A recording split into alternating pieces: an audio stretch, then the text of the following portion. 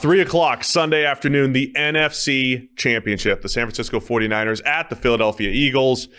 It is, we've seen a lot of playoff games that have been rematches, but this is not one. We haven't seen these two teams play since early in 2021, and that was a long time ago, both, time-wise and also just the way the teams look right now. That was a time where Jimmy Garoppolo looked horrible for the Niners, and Jalen Hurts was just starting his first full season as a starter. A lot has changed since then. So here we are, the NFC Championship. And based off the way the season has gone, it does feel like these are the two best teams in the NFC. Like, we got it right. I think the Final Four, I feel like we got the right teams here. So this is just going to be an incredible matchup.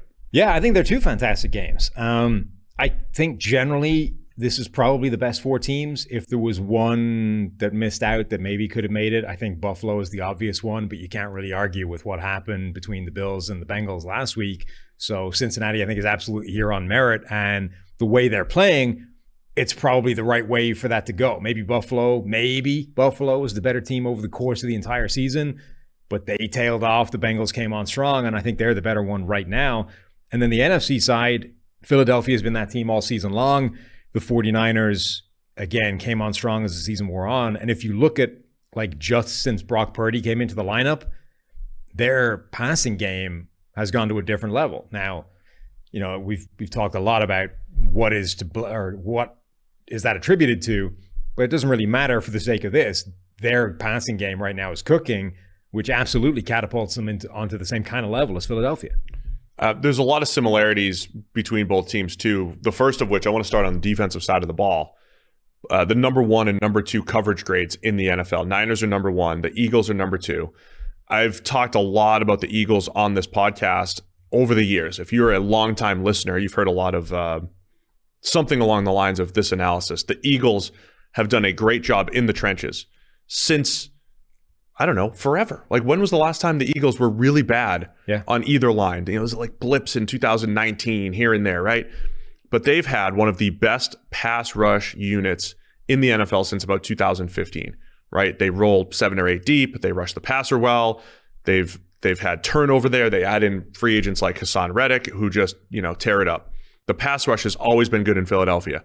But the coverage unit, however you want to define that, the back 7, has been very inconsistent in Philadelphia, and the only time that they were good since 2015 was the Super Bowl year of 2017, and then this year, right? When the Eagles are good, they always have the good pass rush, but when they're among the elite teams, it's when they play well on the back end. So that's one of the big stories here, I believe. The James Bradbury pickup to go with Darius Slay, the way the linebackers have played in Philadelphia this year, what Jonathan Gannon has done in year 2 as defensive coordinator. The Eagles having their best coverage unit since their Super Bowl team in 2017. Now them going up against Kyle Shanahan in this 49ers offense. Yeah, when you look at all four of these teams, there's a lot of first, second, third rankings in every category you can think of. These are the best teams in the NFL this season. The Eagles and the 49ers are actually quite interesting and quite similar in a lot of ways.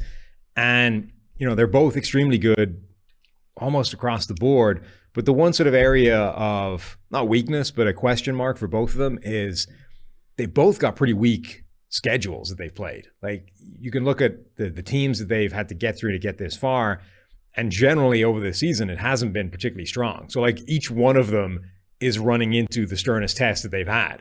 Obviously, Philadelphia have had to play Dallas a couple of times. The 49ers played Dallas last week, but generally these are two teams that haven't faced a gauntlet the way that, say, Cincinnati has on their way to the championship game.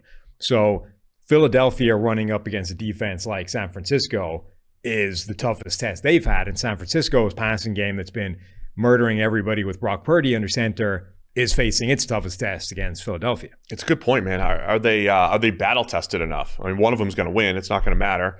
I think whoever goes to the Super Bowl. I mean, I've seen early lines in the Super Bowl. We're talking a point either way. I've said, this is by one report that I saw by one sports book, the closest 2 lines for championship week since 1998, and we all remember what happened then. Yeah. Right. Yeah, we do. Sorry. Broncos and Falcons. Yeah. Made it to the They did. Super Bowl. Yeah, because the kicker hadn't missed all season long. Just missed a chip shot. Yeah, it was tough. Yeah.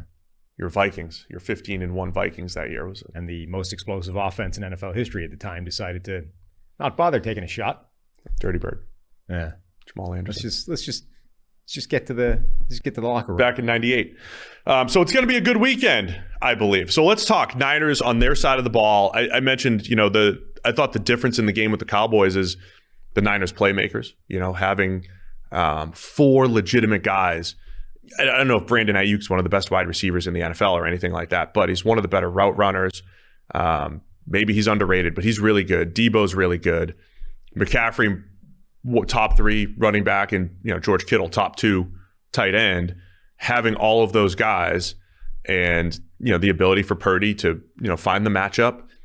I think there's going to be fewer matchups in this one because the Eagles have the outside corners to match up, and they've got some good linebackers, but a fascinating matchup. The difference, I think, is going to be if the Eagles, Brandon Graham and company, Hassan Reddick, if they can get pressure, Javon Hargrave up in the middle, get a little bit of pressure on Purdy and force those rookie mistakes that we haven't seen a ton of this year.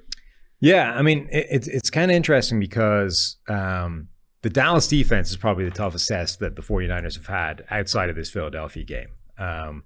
And when you look at it, like the Dallas defense kind of did its job last week. Okay, the nature of NFL defense these days, you're going to miss on a play or two and give up something, and they did, but the 49ers scored 19 points in that game. The difference was the Dallas offense, Dak Prescott turned the ball over a ton, and they couldn't put up enough points for it to matter. But when you look at this run that the 49ers have been on with Brock Purdy at quarterback, it's been 35 points, 21 against Seattle, so that's a low point as well, but then 37, 37, 38, 41, and then down to 19.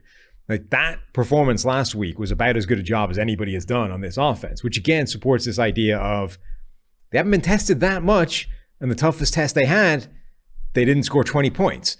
So if that's what this is going to look like in this game, like the Eagles defense brings their A game, they're able to slow down this 49ers offense the way Dallas did, and all of a sudden you're talking about like a 21, 24 point kind of output instead of 37, that's a much more attainable target for the Eagles offense, which obviously has its own work cut out for it because it's going up against the number 1 defense in the NFL. Do you think the 49ers defense is interesting the other way too, because they've got 2 little blips there, which was Jarrett Stidham's first start, and then of course way back in week 7 against Patrick Mahomes and the Chiefs.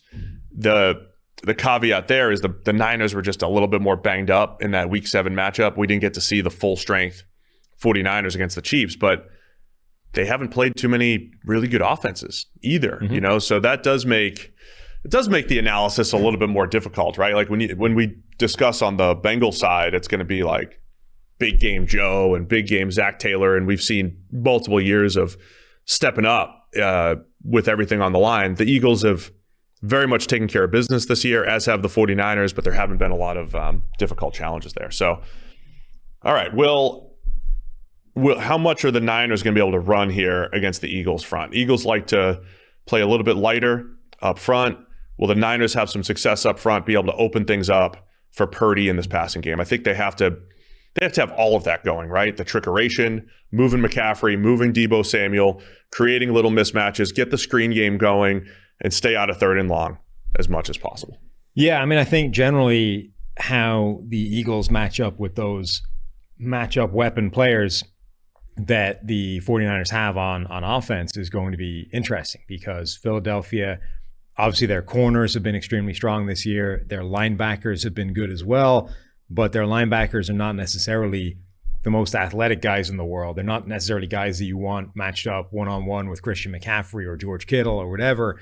And you sort of wonder, have they got a level where they're able to do, pretty well against a certain group, but then once they run into these superstars, that's where they get overmatched. The Eagles defense has given up yards in the run game. It's different when Jordan Davis is out there, and what was interesting is, so obviously Jordan Davis was playing at the start of the season, got banged up, missed a few games. They then signed Linval Joseph and Ndamukong Suh while he was gone, when he was injured, and then when he came back, they started sort of folding him back into the lineup, but a lot of the times he was kicked out further wide in the alignment because Linval Joseph is 900 pounds and can only exist over the nose. Whereas they're like, Jordan Davis is athletic. We saw the combine. Let's move him a bit further wide. And he's just not as effective out there. Like, he doesn't do the same kind of job. And I think Linval Joseph isn't as good in the interior. Last week, though, he got the lion's share of those snaps. Like, he was back there in the middle. Joseph and Sue, I think both barely played in that game. Certainly Sue, I think, was hardly on the field. So I think their run defense is probably better than its overall numbers if that's the approach they're going to take, which is Jordan Davis playing 20 snaps, which is, twice as much as Linval or Sue or whatever. I'm just looking through the Eagles defense, and I think overall this year they've been pretty good at limiting yards after the catch. The couple times when it wasn't great, you've got the Packers game back in week 12. That was that the Jordan Love one? Or was that Love came in the Buffalo game, right? Or was it the Eagles game? It was the Eagles game, right? Where Love came in and they had the big play to Christian Watson. But that was the most yards after the catch that the Eagles allowed. The Cardinals back in week 5, Steelers back in week 8, and then the Cowboys in week 16. I think if you're looking for the pattern, like who actually had success against the Eagles, which makes last week's game even more interesting, the Cowboys in week 16 absolutely shredded the Eagles defense, which makes me think, I know the Cowboys aren't as good as the Niners, but would that have actually been a tougher matchup for the Eagles defense? Because Dak, outside of a pick 6 to Josh Sweat, really did just have open receivers left and right. They had answers. So if you're studying the film, Niners should be looking at that week 16 game against the Cowboys. They got the 3rd and 30 in that game. But that's when they created a lot of yards after the catch, 18 first downs through the air. Can the Niners pass game replicate that? Do the Eagles have enough? It's going to be a lot of zone coverage, 4-man pressure. Can Purdy find the open man against this Eagles team? I think the underneath pass game is going to be there, and that's going to be a matter of the Eagles tackling, right, against Ayuk and Samuel, Kittle. To me, that's going to be the name of the game. Stop the yak. Yak and stop the yak. That's the game here. Okay. And there'll be a little bit of run game for the Niners. I think they'll have success, but I don't think they're going to. I think, to your point, they didn't put up points against good defenses, basically, against the Cowboys here last week. And I think it might be similar. It might be tough to come by against this Eagles D. Yeah, like everyone's sort of focusing on, Trent Williams did a really good job of slowing down Micah Parsons when they played one-on-one, which is not necessarily the most surprising thing in the world. But overall, Brock Purdy was under pressure a lot in that game. Like, he was under pressure 48% of his snaps, something like that. Micah Parsons had a lot of success in that game. It just didn't come against Trent Williams. Like, he had 8 pressures. He was a really impactful player. So the broader point is, Trent Williams might be able to lock up his guy one-on-one all game long. But if the other 4 guys can't do anything like that, it might not be enough. And Philadelphia is obviously a team that runs very deep when it comes to pass rush and pressure. They had some crazy record this year of, number of guys with a certain number of pressures and sacks, like even more so than their 2017 year where they led the league in pressures. Reddick had 75 pressures. Hargrave had 59. Graham had 51. Josh Sweat, 47. Fletcher Cox, 42. So that's 5 guys with more than 40 pressures. 40 pressures is a pretty good number for anybody. To have 5 guys over that number is ridiculous. 4 of those 5 guys were into double digits when it comes to sacks, including Brandon Graham, including the postseason. Should have bet. So, yeah. So, if you take away one of those guys, if he's going to take away Josh Sweat, okay, now you just got 4 guys that are going to get pressure. The PFF NFL podcast is sponsored by Western and Southern Financial Group. While you focus on your roster moves, Western and Southern helps advance your money moves. Buying your first home, planning to start a family, wondering how to make your money grow? Well, Western and Southern's playbook of life insurance, investment, and retirement solutions helps you rest assured on game day.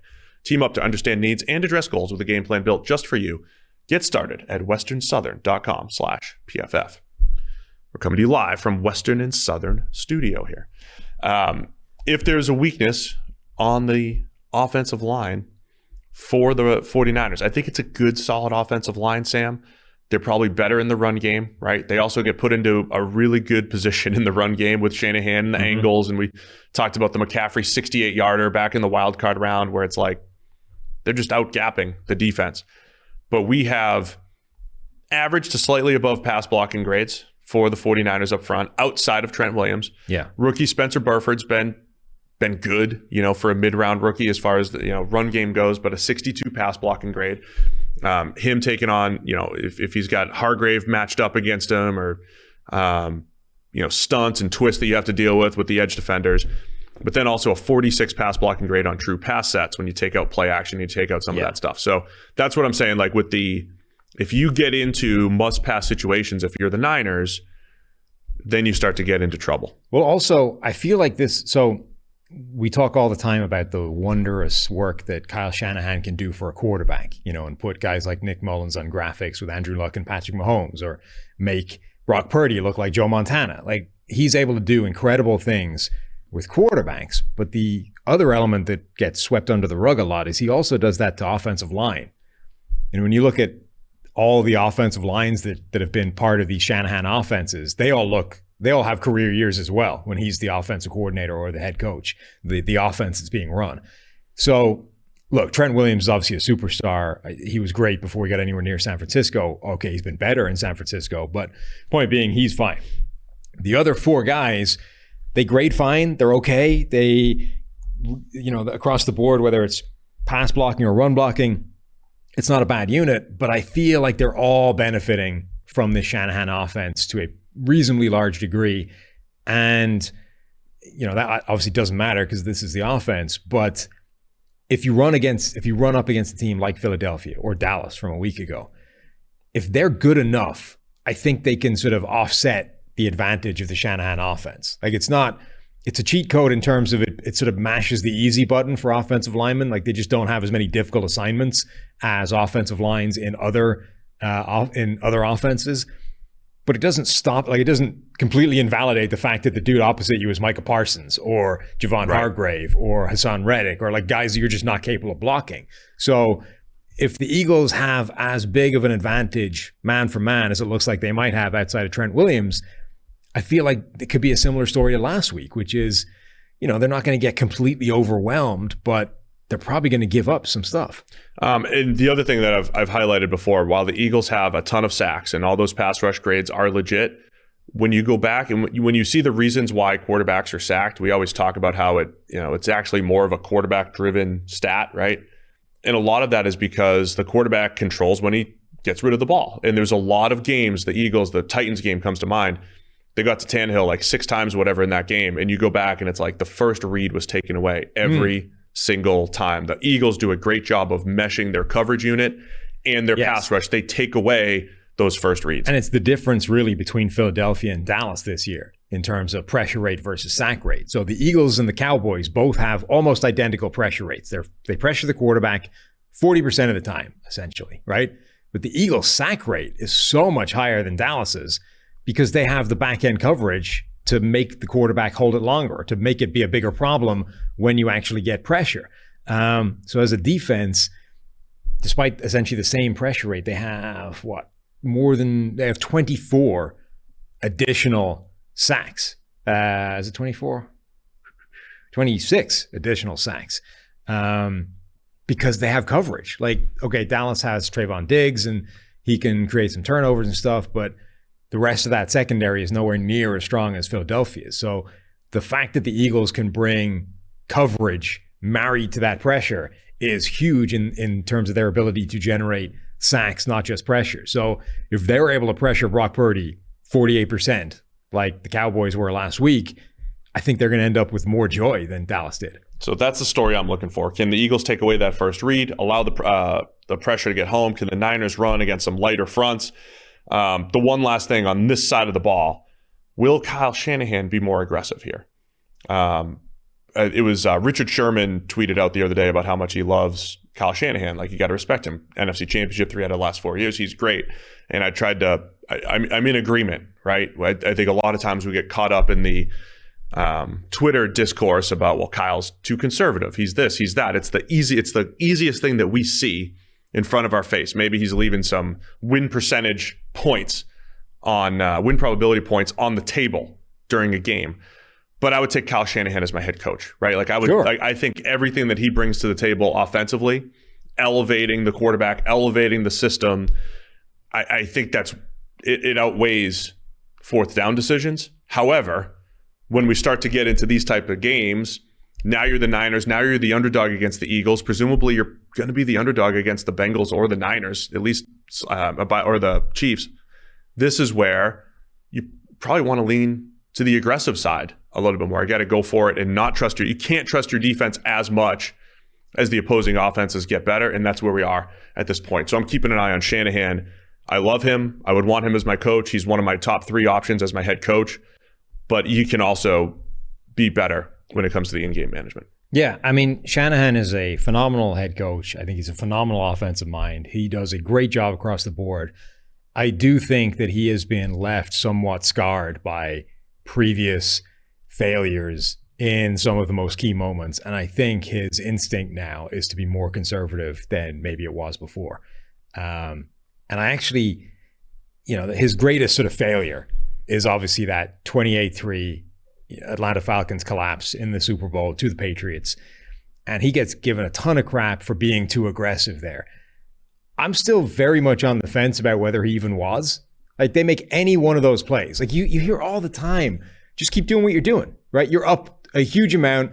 The worst thing you can do is get too conservative, like, it's exactly what we're talking about. The worst thing you can do is get too conservative, turtle up, and basically just hope you survive to the end of the game. If you keep hammering, you make any one of these plays, you win that game.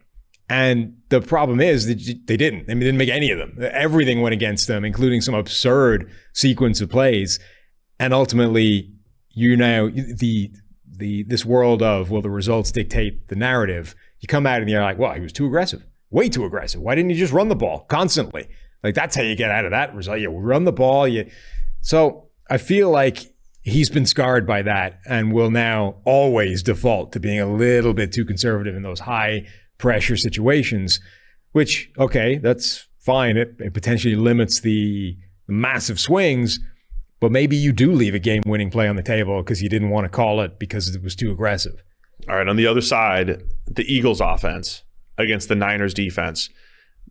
One of my biggest compliments for the Eagles is every single week they're going to win differently, right? If they need to. Last week was more run game. They didn't need A.J. Brown. There was a lot of screen passes to Devontae Smith or little bubbles and everything. By the way, Devontae Smith, you saw it at Alabama too. What a feel for having the ball in his hands, for just yards after the catch, right? Devontae Smith's not a guy who just, takes it 50 yards he's not like Debo with the ball in his hands. But doesn't Devontae Smith feel like that guy, like, it looks like you should be getting 2, but he gets 6, or it doesn't look like you should be getting into the end zone, but he does. Devontae Smith maximizing yak as well. So is it going to be the pass game? Is it going to be the run game? And how much does Hurts have to do in this game? They've just done such a good job tapping into all their playmakers, Dallas Goedert as well, the run game, and then Jalen Hurts as a runner. Yeah, number one offensive line in the NFL, I think, is the starting point for everything on this Eagles offense. There's nobody that ranks lower than 7th in their position group on that offensive line. It's the best line in the league. When Lane Johnson is back, he's not 100%, but he's still good. So that line is the thing that lets them do everything. It makes the passing game easier. It lets them run the ball. And they're obviously going up against one of the best run defenses in the league. I think the 49ers are second, only to the Titans, in just pure yards per attempt against the run. How that whole dynamic is going to work is fascinating. The Eagles have one of those run offenses that is obviously augmented and boosted by Jalen Hurts and everything he can do, a little bit like Josh Allen and Lamar Jackson. Like, when you need a play, you can hand it off to Jalen Hurts and let him pick up yards that most offenses just don't have available to them. So that part is obviously an interesting wrinkle. The 49ers have the linebackers to potentially neutralize that. We talked about Philadelphia's got good linebackers, but they're not athletic freaks. The 49ers have Fred Warner, who can turn and run down the seam from an A-gap look against CeeDee Lamb and cover him. You know what I mean? That's not normal for linebackers. Most guys cannot do that. Like, he was one of those players in college that played that weird overhang linebacker cornerback type of hybrid role that doesn't really exist. But it means, like, you have freakish coverage ability, because you don't do that if you can't move in space and run around quickly. So it's sort of he's the positive end of what that guy can become in the NFL, which is like a linebacker, but with legitimate DB spatial skills and running ability. And that gives them a matchup not necessarily an advantage, but it gives them the matchup possibilities that a lot of defenses just don't have. Yeah, I mean, it's going to be last week. The Cowboys they're forcing the ball to CeeDee Lamb, right? I mean, it's in the Niners had answers on their side of the ball. The Eagles have their answers, right? With A.J. Brown, Devontae Smith, with Dallas Goedert, plus the run game. Love this stat here, too. The Eagles, number 2 in the NFL, rushing yards gained before contact. The Niners are number 3. When you look at this group, actually, it's the Ravens number 1, Eagles number 2, Niners 3, Bills are number 4. 3 out of those 4 teams all have running quarterbacks or quarterbacks that will run. Lamar and Hurts run the most, but Josh Allen's there as well. The fact that the Niners are that high without a running quarterback, either Purdy or Garoppolo this season, just shows how effective their running game is. But either way, we're talking about an Eagles offense right now that knows how to put their players in position to succeed. Then let's get to the cliches. You got to take care of the ball, like the Eagles. You know, they started losing when they were turning the ball over, so you got to take care of the ball. Like, we can't predict that necessarily, and you got to win in the red zone. And so when you're going to win in the red zone, A.J. Brown, where does he come in? Number 1 receiving grade when targeted in the end zone. 6 out of 10 targets have become touchdowns. 4 of them contested. And then the deep ball as well, right? He's got 7 catches of 20-plus yards, or 7 receiving touchdowns on 20-plus yards. So A.J. Brown being able to create touchdowns from anywhere, I think they're going to need him more than they needed him last week when they just ran all over the Giants. Yeah, A.J. Brown is fascinating because he's been exactly what they were hoping he would be and he was supposed to be when they traded for him. Like, he's become the sort of true alpha receiver within that offense, the guy that you go to first. He also has changed, he's benefited everybody. So he's changed the picture for Dallas Goedert and Devontae Smith, Devontae Smith, obviously a first-round draft pick last year, was good, but even last year you came out of the season, you're like, can he really be that true number 1 guy? Like, can he become Justin Jefferson based off what we've seen from him in his rookie year? It's like, maybe? I don't know. He's a really good route runner. He's got great sideline feel. He's good after the catch. He reads coverages extremely well, but I don't know if he can do that stuff at the catch point the way Justin Jefferson can. I just don't know if that 166 pounds thing is going to be prohibitive to that going forward. So they bring in A.J. Brown. It's like, well, now he doesn't ever have to do that because A.J. Brown is the guy that's getting those looks. And so Devontae Smith has an easier life of things, but also it's changed the way Jalen Hurts plays the game because now he is putting the ball in the air to A.J. Brown on looks that he wouldn't have given to Devontae Smith last year or any other receiver. You nailed it, by the way. I mean, that was one of the biggest benefits that you highlighted. Yeah. Not just the actual offense, but what it does to Hurts. And it's one of the few times where it's literally come true exactly as sort of speculated. Like, Jalen Hurts literally plays the game differently this year with A.J. Brown in the lineup versus a year ago when it was Devontae Smith or any other receiver. He will take a look up and he'll put the ball in the air against coverage that isn't even that favorable just because he knows it's A.J. Brown. And this guy is whatever he is, 6'3", 225 versus like 6 foot 166. Like, it's different. So he's just going to give him a chance to make the play. And most of the time, obviously, he has been. But the point being, just that level of aggression changes what Jalen Hurts is able to do.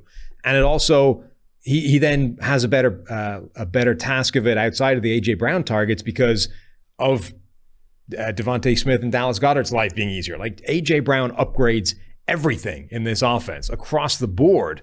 And I really think like he's been the root, obviously in addition to the offensive line being amazing, but like he's been the thing that has transformed this offense from being good, from being sort of unusual and with a really high floor with Jalen Hurts' scrambling ability and rushing ability to like, this is really, really difficult to stop. Yeah. And when we talk about, I know we use wide receiver 1 in kind of like vague terms.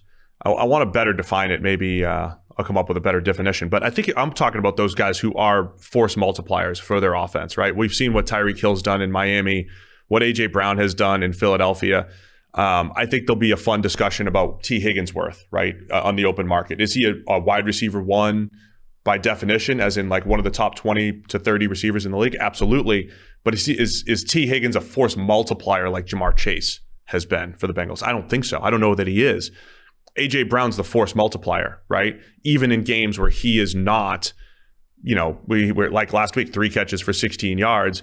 You still have to play coverages differently. You still have to account for him differently, and it opens things up for Devontae Smith and for Dallas Goedert. So the Eagles have answers, man. I think they're the best all-around team in the league. Let's get to the picks. They're favored by 2.5 as of right now. PFF Green Line, go check it out. Part of your PFF Plus package. Eagles by 2.5. Where are you leaning? Well, I can't. I mean, the Eagles are the one part of my Super Bowl pick that's still alive. It was supposed to be Buffalo against Philadelphia. The Bills failed last week, so now I just have Philadelphia left. I have to go with the Eagles. Yeah, I feel like I've bet against the Niners for like the last 6 weeks. And most of the reasoning was like, okay, Purdy can't keep going. He can't keep going, right? He can't keep going. And this isn't about a Purdy thing. I believe in Purdy now. I think he's good. The Niners are significantly better against the spread this year than the Eagles are. Yeah. 13-6 against the spread for the Niners, 8-9 for the Eagles. I mean, half of that is just expectations, right? Well, that's the point, which is where the line is. Yeah. My expectation is the Eagles are going to win. Yeah. As is everybody's, apparently. And my expectation is they'll cover the 2.5. Okay. I'll take the Eagles to win this one. Is that where you're going? Because they're going to win the Super Bowl. Mm-hmm.